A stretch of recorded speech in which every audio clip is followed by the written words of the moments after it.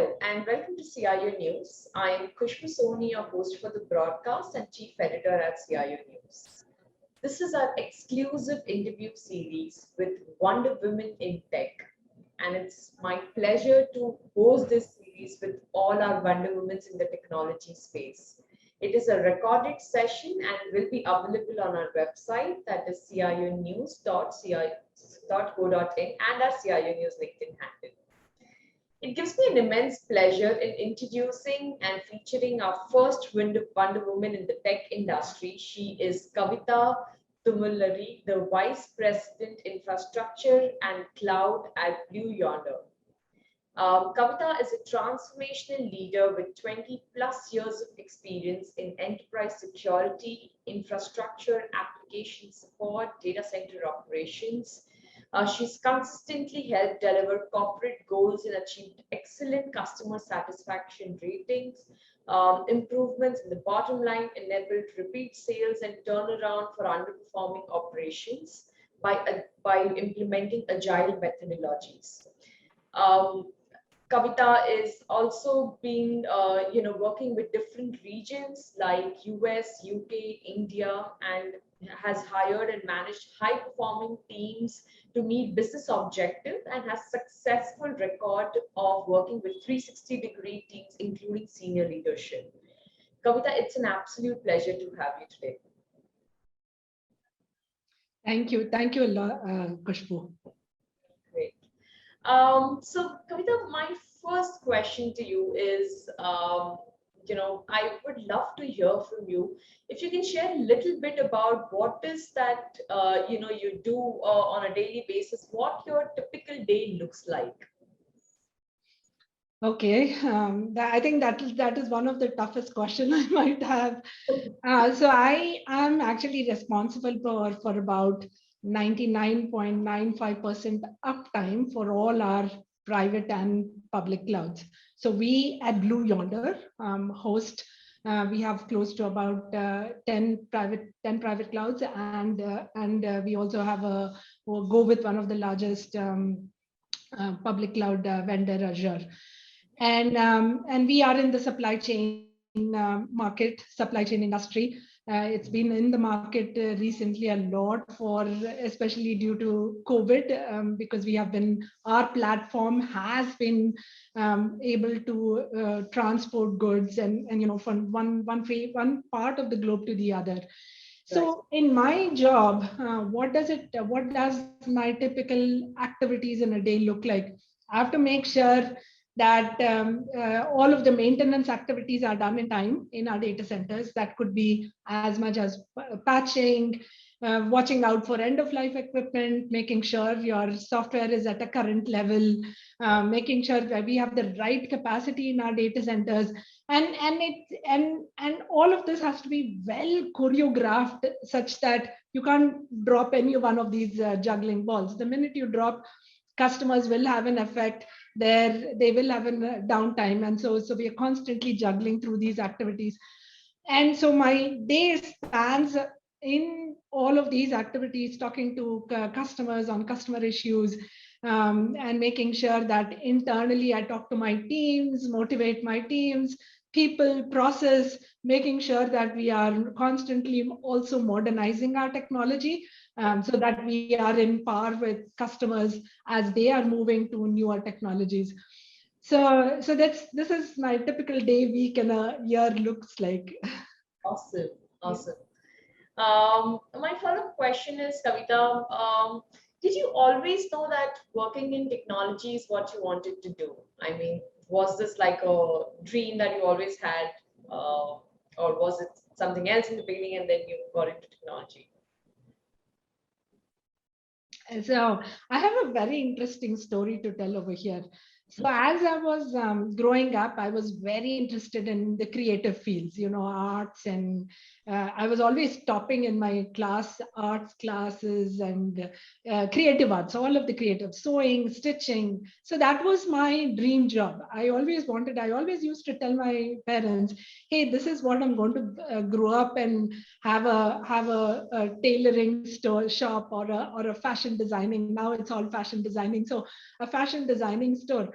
and my father used to always tell me, if you have to do fashion designing, I think you really have to think through. That's not a career. That could be a side career, but that you have to you'll have to look for a real career. And coincidentally, I really liked math. So math and science subject, I always used to top in all the three: math, physics, and chemistry. And I topped in 10, 10 plus 2. So having gone through plus 2 and topped in math, my father said, "Hey, you're doing engineering," and I grumbled a lot, cried also. To that was one of the techniques I could use with my father, but he said, "No, you are going into engineering." And now, actually, I'm very happy that he put me through focus, made me focus through engineering, through a STEM subjects. I loved my college. In college, 4 years of college. Then I went to continue to do my masters at Andhra University. Took classes uh, was planning to do PhD in US, but somehow that fell through. So I'm very happy and I'm very comfortable in my skin now, being having chosen the engineering field. So that's how I ended up in engineering. Okay, But yes, it has been a fantastic journey. nice, exciting. Um, so also, okay, my next question is, I don't think it's a secret anymore, but that women in the tech industry have felt that gender has affected the way they were perceived or treated. Have you ever had that situation? And if you did, how did you handle? Love to hear from that. Actually, I went through that in my first job. The first job that I interviewed for, while I was studying at San Jose State Technology, and they had a job posting that they were looking for this one company. I don't want to name the company, but this one company were looking for system administration in their system administrator in their data center. I was very excited because I took a whole bunch of Unix and C programming classes, and I was very excited to become a system administrator. It was a little tough convincing my husband that I wanted to be in a night shift and in a data center. But having convinced him, I interviewed for the job, went to 2 rounds, passed through the 2 rounds. And when I came through the HR round, the HR person was like, you know what? We don't want to, we have given the offer to somebody else. Right. And I was like, why didn't I thought I did really well in my first two technical rounds, and and that person was like, hey, you know what, I can't really spell out all of the details because it's company policy, but I kind of prodded her offline, and then that and I was told, hey, it's a night shift and you have to be in the data center. We were, nervous for a woman being in the data center. So right in my first job, I went through, I wouldn't say discrimination, but you really couldn't pick what you wanted to do. And later on, that was in my mind, and I wanted to end up managing data centers and be part of this whole infrastructure and services business.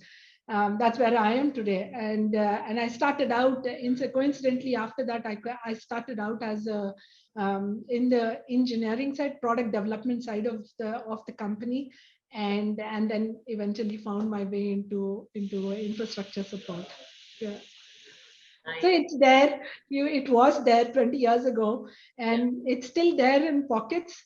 You have to make up your mind what you want to do and find your way True. to accomplish that. Yes. Very true. I so agree. I mean, it's going to be there. The hurdles are going to be there, Yeah. especially for women. We still in India, especially, we're trying to mature as a region, but yeah, it's still there though. Yes. Okay, my next question is, what do you think is the best part of being a woman in the tech industry? How do you feel, and what's your best part that you want to highlight? For me, the last 10 years has been the best part in the industry, I would say. A lot of companies are looking for that diverse thought, They want diversity to come in their product design, in their products, whatever you do, right? At having that diverse perspective at the table, in the boardrooms, in the meetings, in everything, in and everything that the company does, right? That is one aspect. So this is the best time to be a woman in the industry. Yes. And the other aspect of it is, uh, especially in the software side of the business, there's a lot of flexible hours depending on where which area you choose. There's a lot of flexibility in hours. So you're not tied to your desk saying that, hey, 9 to 5 is your job, right? As long as you're able to produce or finish your feature, your particular storyline in, as you call it, in agile. So as long as you're able to complete your work, nobody cares where you're working from, what time you're working. It could be like you could be working after you get your homeworks done or dinner done, or while sometimes I do take calls while I'm cooking dinner. So that, especially during COVID. So there's a lot of flexibility, right? Unlike other manufacturing sectors where you have to be on the floor to kind of do the job, right? So this is the best time to be in the industry. And being best time and the best area being the software technology area. Correct. Yeah.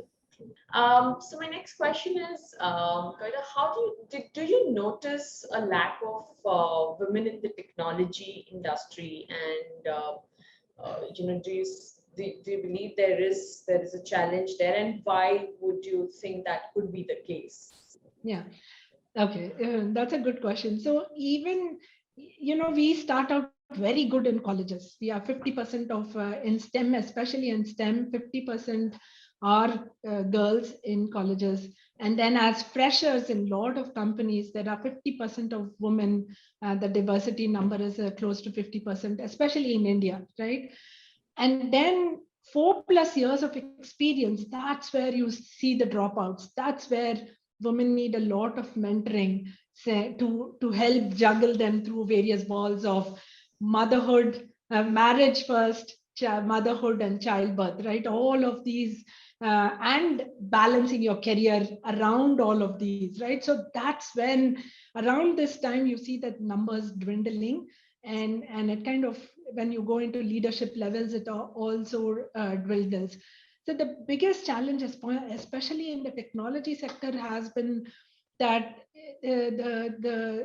especially with COVID, it has even made it more challenging. Is you're always in this always on mode where you kind of juggling between your children's homework, dinner, meetings, working across the globe, because a lot of MNCs work across the globe. So your day doesn't end until like sometimes 10:30, 11 in the night, right? And you're again waking up early in the morning, and then this whole thing causes a fatigue in a lot of women, which is causing them to drop out. Yes. So my advice over here would be to get that mentorship, because a lot of us are doing it. We have done it. We are still doing it, right? So take the advice, get the right mentors, and juggle those balls for a few years, and then you'll sail through that time through. Yeah.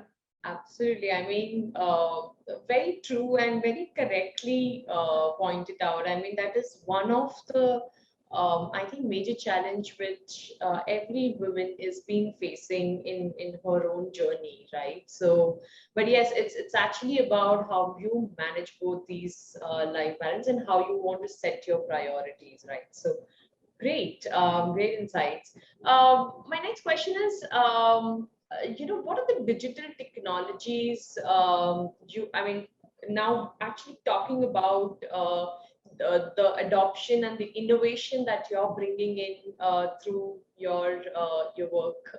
So, what digital technologies you've adopted for your employees in the work from home scenario, to keep the data safe, and what kind of digital transformation that you currently doing for the organization? So COVID was, in a sense, gave a heads up to all of us, on your business continuity, thinking through constantly putting that in the forefront of your technology landscape at work. With the bug starting and the news traveling the world, we in February of 2020, right, we kind of did as information was coming out of China, we said, hey, we have to do a business continuity test for various regions and understand if one region is completely out of the pocket, how does the other regions survive? Because we have global offices, and in some of the global locations, there are some complete stacks of products being run out of those locations. So if that location is out of pocket, it's definitely going to affect the landscape, our technology, our solution landscape. So we did some trial runs. We made sure that, hey, we have to have virtual desktops available if your laptop is out. If you are not able to ship a laptop, at least from your home laptop, we should be able to connect through a virtual desktop. So quickly put in the virtual desktop VDI solutions. Quickly made sure that we made available cloud VPN solutions, not because we couldn't go into work and put in hardware into our data centers, for cloud connections. So we had to bring in SaaS solutions for VPN connectivity. We also have to make sure that bringing multi-factor authentication so that your data is safe, because now if you're logging in from home, obviously everything that gets, nothing could be saved onto your home laptops. We quickly put in policies such that everything could be saved only to the cloud. OneDrive, we have Office 365, so anything and everything could only be saved to SharePoint and OneDrive. So we had to quickly work on putting these policies in, more than bringing in new technology, putting in policies in to make our data safe. Multi-factor authentication was something we rolled out very quickly. So this helped. All of these technologies helped keeping our data safe. And the other thing that we did was education. How to keep your data safe. Roll out these nuggets of information and make them mandatory for everybody at work to go and read and understand and make sure that you're keeping your data safe, because now we made data to be accessible through mobile phones, through personal laptops. So all of that, we have to make sure that every person, right from technology challenged person to a highly technological, hey, you don't need to tell me everything, I know. You don't need to tell me anything, I know everything. Right from a technology challenged person to a I know everything kind of person. We have to make these awareness sessions, such that how important our technology is, how important our software is, our IP is our key thing in the company, right? So those were the key things we did, and it literally it helped us very much. Awesome. My next question is, from your perspective, what do you think is the future of digital transformation? I mean, what percentage of work will remain digital post-COVID or in 2022, 2023 going forward? I think 100% or probably 120%. We like the technology. Actually, more than liking, we were forced to like the technology that we were using. The challenges we were facing, through multi-factor authentication, for example, right? Because now you're forced to log in, have your either your token ID or your phone, such that you get the OTP and then log in. We are used to that when it comes to our banks, right? We have been doing that with our bank by logging into our banks from years now. And when that got introduced at work, yes, there was grumbling, but now we are all used to it. We are all used to when companies tell us, hey, you can only save it on companies' drives and nowhere else. Yes, there was grumbling, and we like it now. So yes, there was a challenge before, but we like this journey, and now everybody is more aware that as hacks, security hacks, people, intruders are finding out new and innovative ways to hack through companies. Yeah. We have to be on the high alert. We have to be a step ahead of the intruders, such that you have to bring in these new technologies to be made to make sure that our perimeter is reinforced. Correct. Our office perimeter is reinforced. And previously, our office perimeter was the location that you were in. But now the perimeter is every home also, right? I mean, the minute you are working from home, the perimeter for an office location has literally become global. So the employees are also aware that you have to bring in new technologies, such that you have to make your home laptops, or the laptops that you're working from home, the network that you're working from home, you have to make sure put a full 12, for example, a 12 character password, frequently change your password. All of that awareness is becoming the norms in our life. Otherwise, a few years back, I also do remember that, hey, we had the we had the password forever. We wouldn't have changed the password.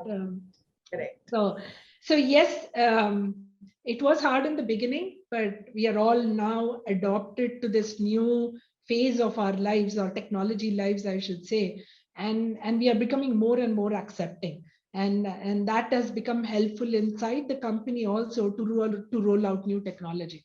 Yeah. True, very true. Wonderful insights, Kavita. I think it's been a pleasure to talk to you. One last question before we end our discussion today. Any advice that you want to share? Any suggestions for our women in the technology industry? Any last piece of advice? So as I said before, I actually have 4 points of advice that I also follow, and I wish I followed this very early on in my life. I did learn it a little hard way. One is take time to follow technology trends, right? Because if you have chosen to be in technology, take that time, a little bit of time. You might not do it every day, but take that time to follow technology trends and to keep up with technology. Because what I was doing 20 years ago, I'm not doing it now. I'm completely evolved with technology, right? So that would be one of my advices. And then the other is build a very strong support system around you, whether it's at home or at work. So there is somebody, an ally, who could step in if you have an emergency, or if you have to step out of your desk or at home. There's somebody to fill in that gap, and things continue as without breaking, right? So bring that build that strong support system at home and at work. And then, as I mentioned before, have mentors, right? Not one mentor, but have mentors. So in different situations, you could go and see who has handled it better, and you could go and get mentorship from them, right? So having multiple mentors definitely helps. And then don't be ever afraid to speak up, right? I mean, sometimes, yeah, nobody might like that idea, but you would have bring in a different perspective to the table, and that is very important. So don't be afraid to speak up. So this would be my advice for everybody coming in, not only in the technological sector, but everybody aspiring to grow as a leader. Wonderful. Great insights, Kavita. I mean, truly inspiring and empowering. So it was an absolute pleasure to talk to you today on this platform. And thank you for being our Wonder Woman in the industry. And it's an absolute pleasure again. Thank you, Kushbu. Yeah, nice meeting you.